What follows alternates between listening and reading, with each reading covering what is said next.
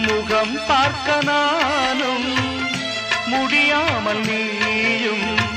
திரை போட்டு உன்னை மறைத்தாலே பாவம் ஒரு முறையேனும்